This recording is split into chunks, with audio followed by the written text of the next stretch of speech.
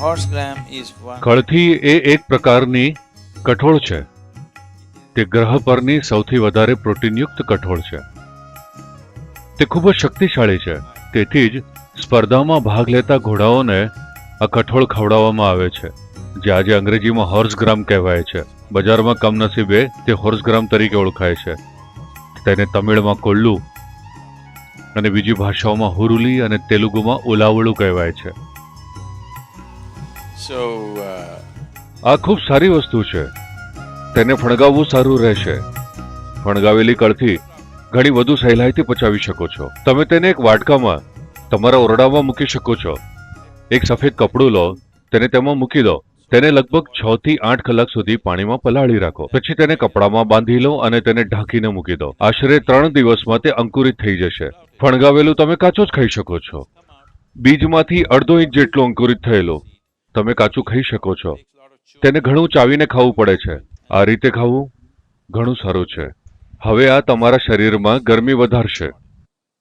આજે સૂરજ માથા પર છે અને ધારો કે તમે આજે કુલ્લુ પીધું અથવા કુલ્લુ ખાધું અને તમને ઘણી ગરમી લાગતી હોય, તો પછી તમારે મગ ખાઈને તેનું સંતુલન કરવું પડશે. ફણગાવેલા મગ તમને ઠંડક આપશે.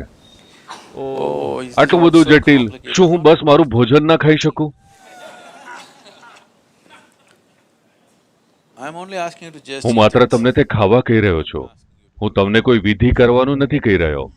પરંતુ હાલ તમે માત્ર જમવાની વિધિ કરી રહ્યા છો. તમે તે રીતે નથી ખાઈ રહ્યા જે રીતે એક મનુષ્યએ ખાવું જોઈએ. જો તમે જંગલી પ્રાણીઓનું અવલોકન કરશો તો તમને ખબર પડશે કે તેઓ માત્ર ચાવતા હોય છે. ચોમ ચોમ ચોમ. તે ખાઈ રહ્યા છે, પણ તે ગમે તેમ નથી ખાઈ રહ્યા. માત્ર એમ જ. જેનું મન નથી તે છોડી દેશે, જેનું મન છે તે ખાઈ લેશે. તમે જુઓ, એક હરણને જોઈને તમને ખ્યાલ આવશે. જ્યારે તેઓ ચરતા હોય, જુઓ કે તેઓ શું ખાય છે અને શું નથી ખાતા. તેઓને તેની ખબર છે.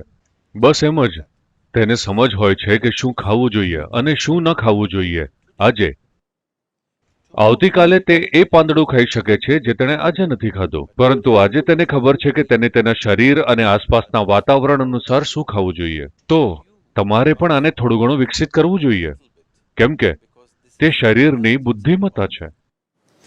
So, આ કળથી ખાવાથી શરીરમાં ગરમી ઉત્પન્ન થશે. જો તમને એવું લાગે છે કે વધારે પડતી ગરમી પેદા થઈ રહી છે, તમને કેવી રીતે ખબર પડશે કે વધારે પડતી છે? તમે જોશો કે તમારી આંખની કીકી ગરમ છે, અથવા તમને પેશાબની ઈચ્છા થાય. તમને પેશાબ કરવો છે, તે ભરાઈ ગયું છે પરંતુ થતું નથી, તે દુખે છે.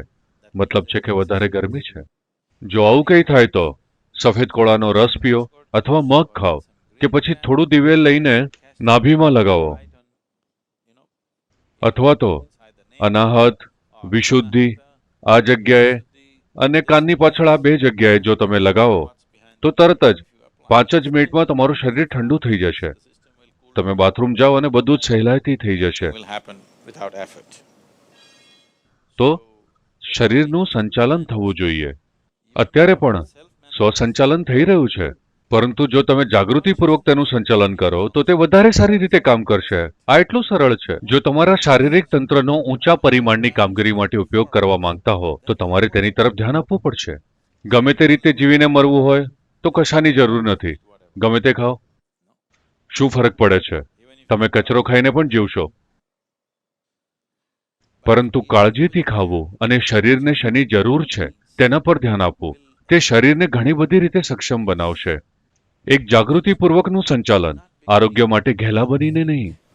Being સતત ચિંતા કરવી કે હું શું ખાઉં, હું શું કરું, કેવી રીતે કરું, ના, તે પોતે જ નુકસાનકારક છે. માત્ર જાગૃત રહીને શું, કેટલા પ્રમાણમાં, આજે શરીરની જરૂરિયાત શું છે તે જ પ્રમાણે તમે કરો.